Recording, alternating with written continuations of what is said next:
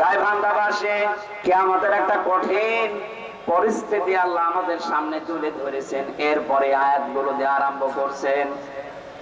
আল্লাহ পাক বলেন, এমন জালজালা অবস্থা আমি পয়দা করব কিয়ামতের ওই ময়দানে, বুড়ো যুবক মানুষ দৃশ্য দেখে বৃদ্ধ হয়ে যাবে, ছোটাছুটি করতে থাকবে মানুষ, মেয়েদের লজ্জায় স্থান লাগবে না, সন্তান হওয়ার জন্য পেট ফেটেই বের হয়ে পড়ে যাবে। বলেন নাউজুবিল্লাহ। খামসিনা আলফা সানা মিম্মা তাউদ্দুন, মানুষ 1 2 3 4 করে যেভাবে গণনা করে, কিয়ামতে এক একটি দিন হবে আমাদের এই গণনা হিসাবে 50,000 বছরের মতো লম্বা। এরকম একটা দৃশ্য আল্লাহ সামনে যখন নিয়ে আসবে, আল্লাহ পাক আমাদেরকে সতর্ক করছেন, কোন বন্ধু কিন্তু বন্ধুর পরিচয় পর্যন্ত দিতে রাজি হবে না। আজ বাংলাদেশে আমরা একটা বাস্তব অভিজ্ঞতা দেখতে পেলাম, বন্ধু বন্ধুর পরিচয় দেওয়া না, বন্ধু অনেককে পরিচয় করিয়ে দিয়েছে। এই যে অবৈধ আনিসুল হক করে যখন ধরেছে, ও যদি নিজে নিজে চলে যেত দরবেশ বেঁচে যেত, ধরা খাওয়ার পরে বলছে আমারে ওই যে ওরে নিবেন না, ওটা দরবেশ। কেন ওকে বললো আমি নৌকার মাঝি? কিসের মাঝি? ভালো করে তাকান সালমান। ওরা আশ্চর্য হয়ে গেছে যে মানুষ এত নিচে নামতে পারে। বাঁচার জন্য মানুষ দুনিয়ায় যদি এই করে, তাহলে বোঝা যাচ্ছে দাড়িটা এটা নবীর সুন্নত হিসাবে রাখে না, এটা ধোঁকা দিয়ে বোকা বানানোর জন্য রেখেছিল। আল্লাহ বলেন কিয়ামতের সবচাইতে বড় আপন বন্ধু যারা, এই মানুষগুলো নিজেরা নিজেদেরকে পরিচয় দেবে না। যখন তাদেরকে কেউ অন্যের দৃষ্টিগোচর করা হবে, সামনাসামনি যখন মানুষকে নিয়ে আসা হবে, এই মানুষগুলো সবচাইতে বড় বেঈমানি করবে যে না আমি চিনি না। আল্লাহ পাক বলেন, ইয়াবাতুল মুজরিমু লাউ ইয়াফতাদি মিন আযাবি ইয়াউমিদিন বিবানি। এই কঠিন পরিস্থিতি যখন তৈরি হবে, এই মানুষটা নিজেকে বাঁচানোর জন্য যা আছে সব ফিদিয়া হিসাবে, জরিমানা হিসাবে দিতে রাজি হয়ে যাবে। আজকে দরবেশের কথা দেখেছেন যে আমারে ছেড়ে দেন, বাংলাদেশ আমি ঠিক করে দেব। মুক্তিপণ হিসাবে মানুষ ওই দিন সব দিতে রাজি হয়ে যাবে।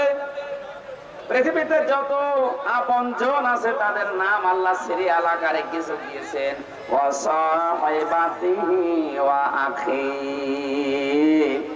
প্রথমে মানুষ তার স্ত্রী সন্তানকে বলবে, আল্লাহ তুমি এগুলো নিয়ে যাও, আমার ভাইকে তুমি নাও।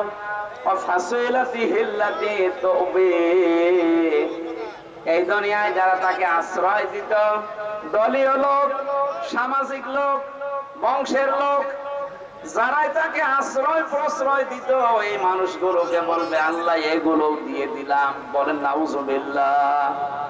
এ কথাকে আপনি 100 ভাগ বিশ্বাস করেন? বলেন। আমি আমার নিজের কথাই বলছি, আপনি নিজের সাথে এবার মিলাবেন। এই যে নিজের দলীয় লোকজন সব মানুষ দিতে চাইবে মুক্তিপণ হিসাবে।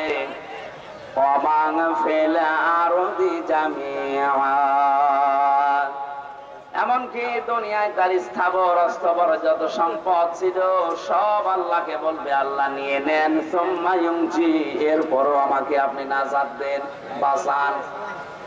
মুক্তিপণ হিসাবে যেগুলোর নাম বললাম, নিজের স্ত্রী সন্তান, ভাই ভক্তর, দলীয় লোক, দুনিয়ার সব স্থায়ী অস্থায়ী সম্পদ, ওর আর কিছু আছে? সব দিতে রাজি হবে, কোরআন বলছে। এরপরও বলবে আমাকে বাঁচান, আমাকে ছেড়ে দেন। আল্লাহ পাকও জানিয়েছেন সঙ্গে সঙ্গে, কাল্লা, কখনো না। ইন্নাহা লাযা, অবশ্যই আমি আল্লাহ তাকে জাহান্নামে লাজার দরজা দিয়ে প্রবেশ করাবো। জোরে বলেন নাউজুবিল্লাহ। আল্লাহ যদি গ্যারান্টি দেয় তার ভেতরে কোনো ফাঁক ফোকর থাকার কথা? উনি বলছেন না, কখনো না। যেগুলো দিতে চাইনি একটাও আমি মুক্তিপণ হিসাবে নিতে রাজি না। তোকে আমি লাজাই দেব। এখন লাজা কি? আমরা এখানে অনেকে এর আগে শুনেছি যে জাহান্নামের স্তর আল্লাহ বানিয়েছেন 7টা। বলেন বলেন, জান্নাতের স্তর কয়টা? 100টা। আমরা তাই 8টা জানি। কোরআনে কারীমের ভেতরে 100টার উপরে জান্নাতের স্তর আল্লাহ সাজিয়েছেন। এর ভেতরে জাহান্নামের স্তর যেহেতু 7টা ধাপ, 7টা, এক একটা ধাপের আলাদা আলাদা নাম আছে। 3 নাম্বার যে ধাপটা তার নাম লাযা। আল্লাহ বলেন এত ভয়ঙ্কর জাত, নাযাতাল লিশাওয়া। এই জায়গায় প্রবেশ করানোর সঙ্গে সঙ্গে মানুষের চামড়া খসিয়ে ফেলবে। বলেন নাউযুবিল্লাহ।